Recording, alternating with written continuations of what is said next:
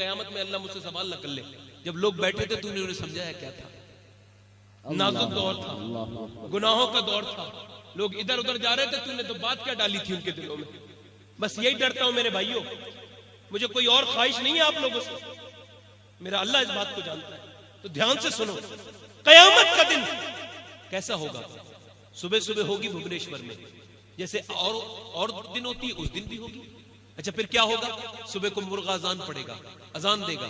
अल्लाह के रसूल फरमाते हैं मुर्गे को गाली मत दो, वो अजान पढ़ता है, नमाज के लिए तुम्हें उठाता है, नमाज के लिए तुम्हें। यार जो मुर्गा नमाज के लिए उठाता है उसे ना गाली ना देने का हुक्म है, और कुछ लोग इमामों के पीछे पड़े हुए हैं। उन्हें सोचना चाहिए इस बात को कि इमाम का कितना बड़ा मर्तबा है। मुर्गा बोलेगा भुवनेश्वर में, उधर चिड़ियां बोलेंगी, उधर लोग आंख मलमल के हंसने जो है वो जागना शुरू होंगे, बेदार होंगे। माँ बेदार कर रही है अपने बच्चों को, मजदूर तो बहुत देर पहले बेदार हो गया और वो मंडी की तरफ जा रहा है, और उसके बाद मियाँ ये फल लेने वाला ये भी चला गया है, और मजदूर अड्डे की तरफ को मजदूर भी चलने लगा है, उसे भी शाम को कमा के लेके आना है। वही रोज के दिनों की तरह दिन है, किसान ने अपना हल संभाला है और हल संभालने के बाद वो जंगल की तरफ चला है और उसे दाना फेंकना है। और उधर मियाँ जनाबे मोहतरम जरा गौर करें, उधर माँ ने अपने बेटे को नहलाया है और नहलाने के बाद अपने बेटे को कपड़े पहना रही है। उधर जो है वो उधर गौर करें, उधर एक आदमी ने लोहा गर्म करना शुरू किया है और उसके हाथ में हथौड़ा है, और वो हथौड़े की ज़रब उसके मारने के लिए उसे देख रहे हैं कि लोहा गर्म हो जाए। इतनी देर में जरा गौर करें, अभी अमीर नहीं उठे हैं सब लोग, अब कयामत का दिन है। बच्चा जब रोने लगा तो माँ ने अपने करीब किया और अपने पिस्तान के करीब ले जाकर के उसे दूध पिलाना चाहती है। अब कुरान और हदीस में यही लिखा है कि वो दिन आम दिन होगा, मगर जब माँ अपने बेटे को तैयार करेगी स्कूल जाने के लिए और लुकमा उसके मुंह की तरफ करेगी, और जब किसान अपने हाथ में लेगा दाना, और जब किसान दाना को फेंकने वाला होगा हल के करीब, और जब उस वक्त जब उठाएगा वो लोहा अपना हथौड़ा, और उस वक्त जब माँ अपने दूध पिलाने वाले बच्चे को अपने करीब करेगी तो एक धमाका होगा, और ऐसा धमाका होगा कि उस आदमी के जो कि किसान है उसके हाथ से दाने गिर जाएंगे, दाने गिर जाएंगे।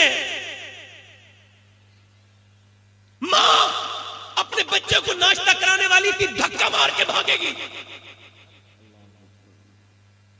वो जो अपने बच्चे को जो दूध पिलाने वाली थी वो अपने बच्चे को हवा में उछाल के फेंक देगी। कौन सा दिन होगा? बस थोड़ी देर तवज्जो कर लो, अल्लाह करे तुम्हारी तबीयत लग जाए, मेरा रब करे।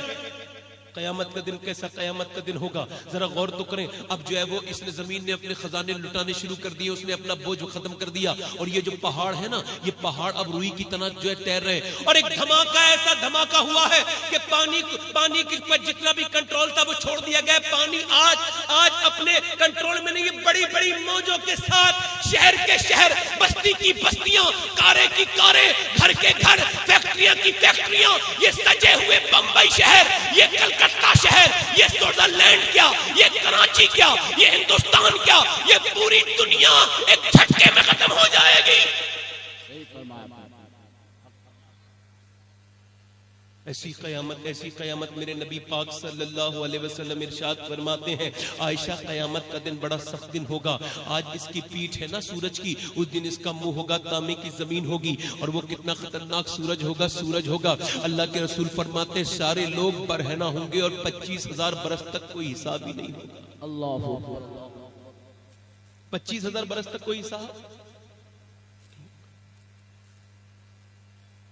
जब दुनिया खत्म होगी तो फिर शैतान इब्लीस भागेगा, उसे पकड़ेंगे इजराइल तो वो गोता लगाएगा, तुम पानी में लगाते हो वो जमीन में लगाएगा, मगरिब से लगाएगा मशरिक में निकलेगा, मशरिक से लगाएगा शिमाल से लगाएगा, जुनूब में निकलेगा। आखिर पकड़ेंगे तो क्या कहां लेके जा रहा है इजराइल? क्या तुझे जहन्नम में।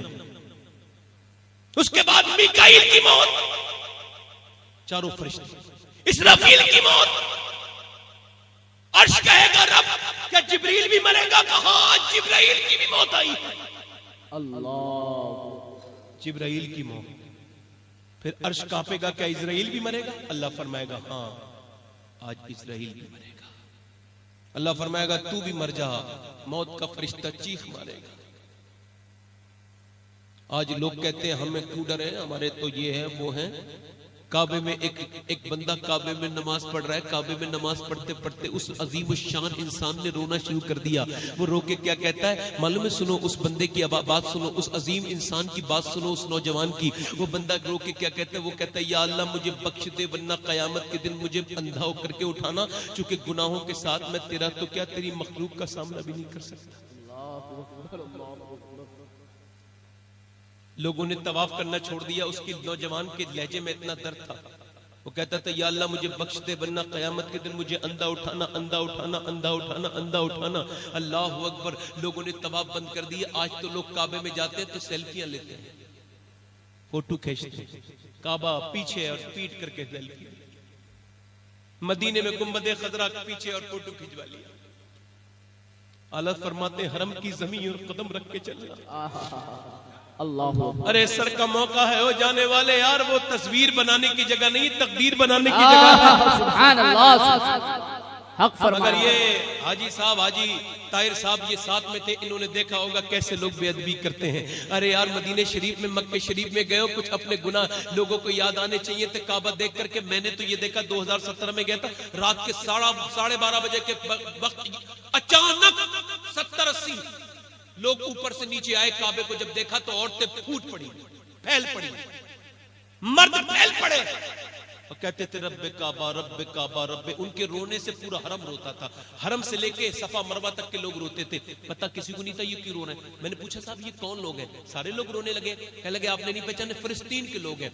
अभी जो है वो 6 महीने पहले 70,000 मुसलमानों को नशा दिया गया, फिर 49 रोड पे लिटाला गया, फिर उनके ऊपर बुलडोजर चला दिया गया। ये वो औरतें हैं जिनकी गोद सूनी हो गई, जब काबे को देख रही है तो अल्लाह से शिकायत कर रही है, रब्बे काबा में उजड़ गई। वो फिलिस्तीन का लड़का मुझसे भुलाया नहीं जाता, वो खूबसूरत सा बच्चा, उसके यहाँ पे जब बम से चोट लगी ना तो डॉक्टर टांके भर रहा था, तो उसने कहा डॉक्टर टांके न भर, ऐसा इंजेक्शन लगा दे मर जाऊं। कहा क्यों? कहा मैं भूखा हूं, तू मुझे ठीक कर देगा, मुझे फिर भूखा रहना पड़ेगा, तू मुझे मार दे। इस वजह से मैंने सुना है जो मर जाता है अल्लाह उसे पेट भर के खाना खिलाता है। बगदाद शरीफ की वो बच्ची 2001 वाली भुलाई नहीं जाती। जब उसके घर में बम फटा ना तो वो 11-12 साल की बच्ची, मुंह पे उसके जो है वो गर्द जमी भी है, माँ बाप मर गए, बाहर आई तो एक आदमी कैमरे से फोटो खींच लगा, हाथ करके बोलिए कैमरा मैन अंकल मेरा फोटो न खींचना। कहा क्यों? कहा अगर तुमने फोटो खींच लिया और दुनिया देखेगी तो क्या कहेगी, मेरे माँ बाप तो मर गए, मैं जल्दी जल्दी में बगैर दुपट्टे के बाहर आ गई हूँ। अगर तुम फोटो खींचोगे और दुनिया देखेगी तो क्या कहेगी कि शेख अब्दुल कादिर जिलानी की गली में रहने वाली लड़की बगैर दुपट्टे के दुनिया के सामने आ गई। अल्लाह।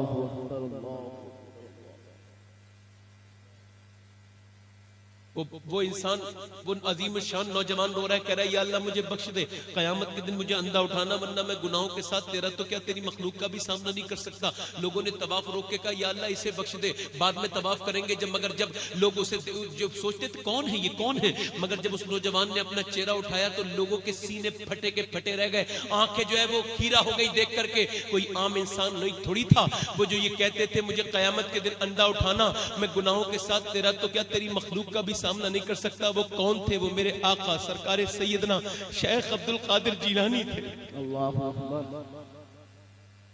इकबाल कहता है तू गनी अजहर दो आलम मन फकीर। गौर से सुनना, इकबाल ने इससे अच्छा कोई शेर नहीं कहा मेरी नजर में। वो कहता है तू गनी अजहर दो आलम मन फकीर, रोजे मैशर उज़्र हाय मन पजीर, या अगर बीनी हिसाबम ना गुजीर, अज निगाहे मुस्तफा पिन्हा वगीर। इकबाल कहता है मालिक मैं तेरे हिसाब के लायक नहीं हूँ, तेरे रहम के लायक हूँ, और अगर तू मेरा हिसाब लेना तो तुझसे बस यही गुजारिश है तेरे बंदे गुनेगार बंदे की कि मेरा हिसाब ले लेना, मगर कयामत के दिन मेरे गुनाहों को मेरे हुजूर के सामने मेरा हिसाब मत लेना। अगर हुजूर के सामने गुनाह खुल गए तो क्या होगा?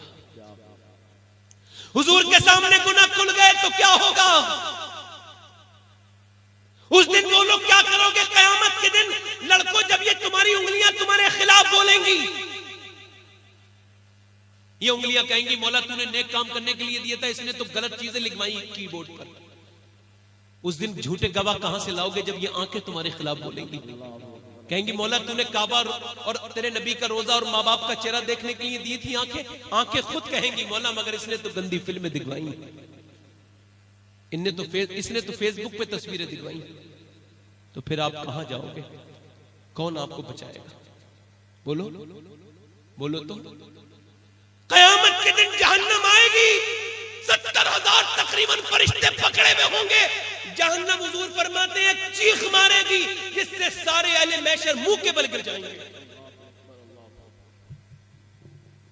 और फिर फरिश्ते जहन्नम की तरफ लेके जाएंगे, बेड़ियां उनके हाथ में होंगी। तो वो हथकड़ियां कहां डालेंगे? हाथों में नहीं, पैरों में बेड़ियां नहीं। कैसी होंगी हथकड़ियां? कहां पड़ेंगी? यहां जबड़े में। ऐसे खींचेंगे, जब खींचेंगे तो पूरा जबड़ा खिंचता चला जाएगा। औरत को कैसे पकड़ेंगे? पीछे से, और वो खींचता चला जाएगा। आज गुनहगारों की खैर नहीं है। आज जबान से कहा जा रहा जाता कहां? तुझे जवानी दी गई थी, बता कैसे गुजारी? अल्लाहू अकबर। फिल्में देख के गुजारी, ड्रामे देख के गुजारी। ताजु शरिया के जनाजे में एक बेटे ने अपने बाप को फोन किया, अब्बा कहां हो? तो बाप कहने लगा भीड़ बहुत है, अपना अपना देखो। तुम भी घर पहुंचो, मैं भी घर पहुंच रहा हूं। मैं कहने लगा ये तो मामूली भीड़ थी, वो कयामत की भीड़ कैसी भीड़ होगी?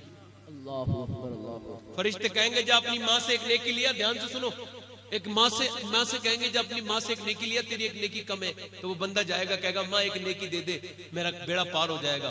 तो माँ कहेगी वो दुनिया थी, ये आखिरत है, मैं नहीं दूंगी। क्या तूने मुझे दूध नहीं पिलाया? काला दूध पिलाया था मगर अब नहीं देती नेकी।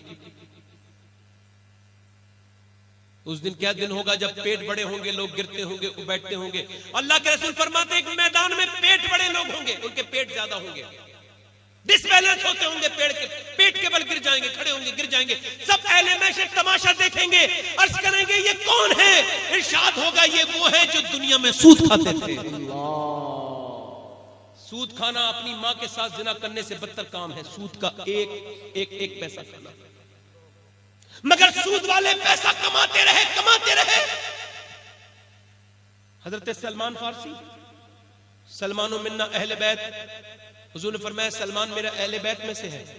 सैयदा फातिमा कहती थी मेरा भाई है सलमान फारसी। और सलमान फारसी जब गवर्नर बने थे, इंतकाल होने वाला था, रो रहे थे यार। किसी ने पूछा, साद अबी वक्कास ने पूछा क्यों रो रहे हो? तो हुजूर ने फरमाया कयामत के दिन एक घाटी होगी, वो घाटी चढ़ना हर कयामत के दिन हर इंसान के लिए जरूरी होगा, मगर जिसके पास दुनिया की दौलत होगी वो घाटी नहीं चढ़ पाएगा।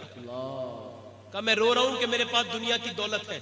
जब सलमान फारसी का इंतकाल हो गया तो साद अबी वक्कास कहते हैं मैंने जाके देखा, देखूं कौन सी दौलत है?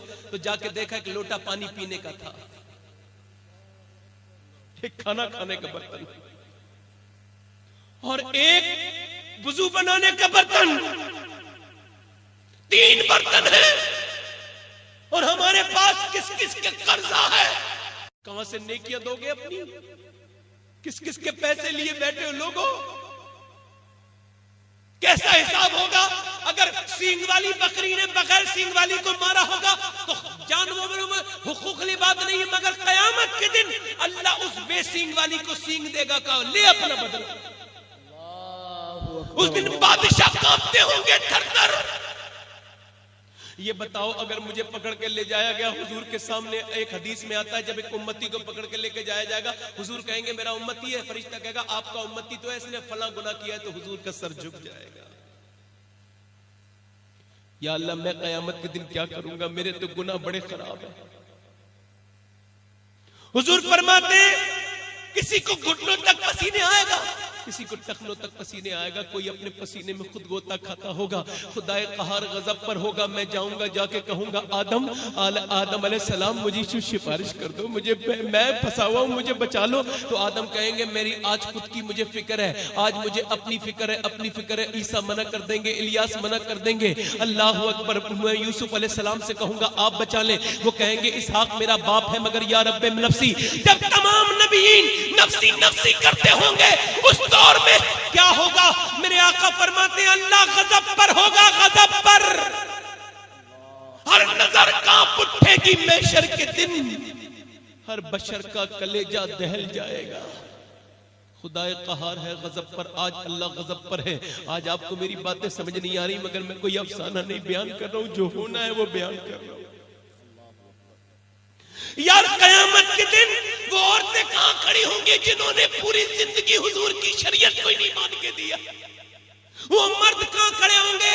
अर्ज करते या रसूल अल्लाह सियाबी, हुजूर जब अल्लाह गजब पर होगा, गुस्से में होगा, तो उसका गुस्सा कैसे ठंडा होगा?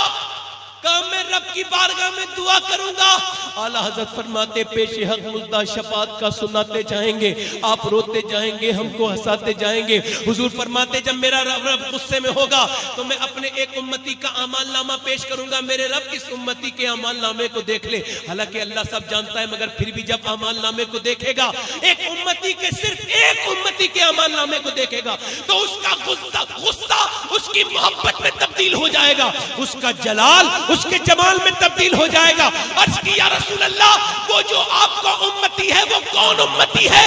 फरमाया वो मेरा अबू बकर सिद्दीक है।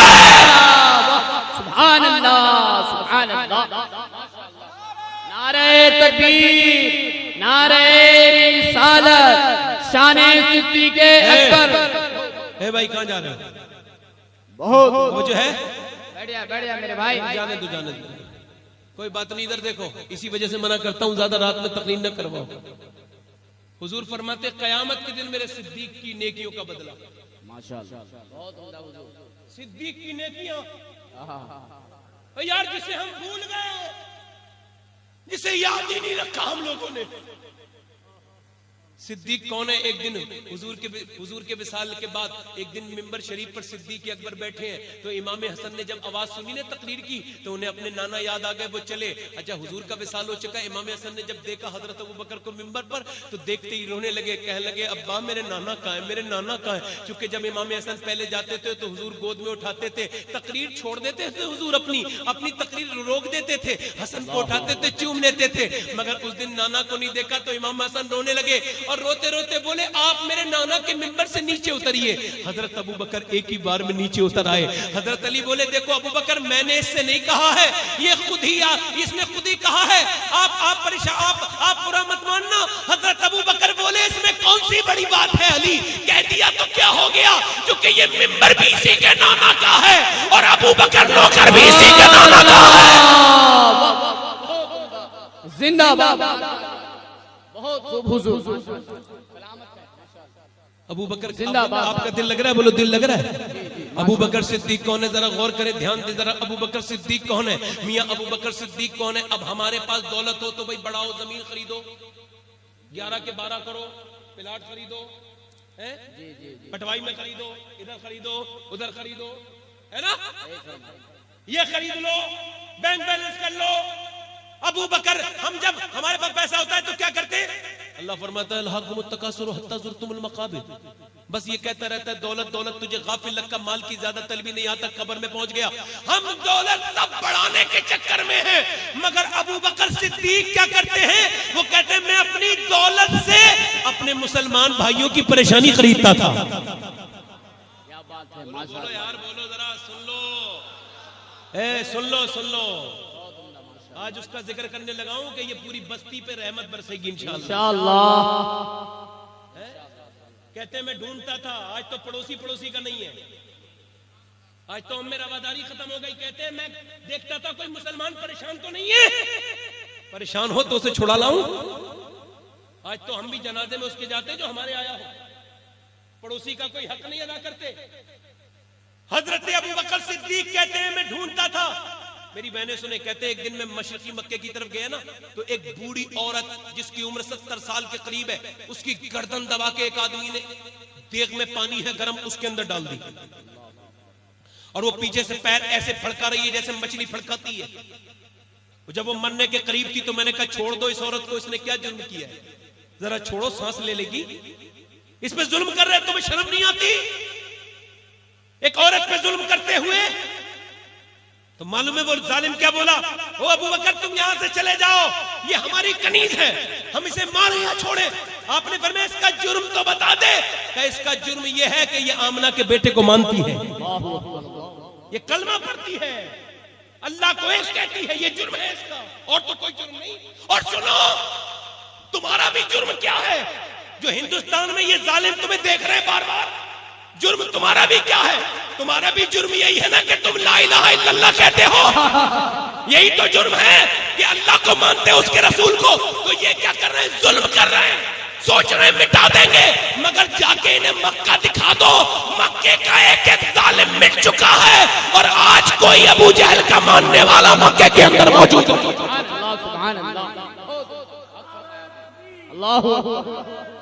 या रसूल अल्लाह। और जरा से जुल्म पे परेशान हो जाते हो। दिल लग रहा है नहीं लग रहा? जोर से बोलो सुभान अल्लाह। बैठो, जोर से बोलो सुभान अल्लाह। सुभान अल्लाह। हजरत अबू बकर बोले मैंने कहा इस औरत को छोड़ दो। और तवज्जो मोहम्मद अली भाई, तवज्जो चाहता हूं, जरा गौर करें। औरत पे हाथ उठाना क्या है? हजरत अबू बकर कहते हैं उसकी गर्दन इसने जब मैंने देखा तो मैं समझा ये मर गई होगी औरत। अब तो ये मरी गई होगी।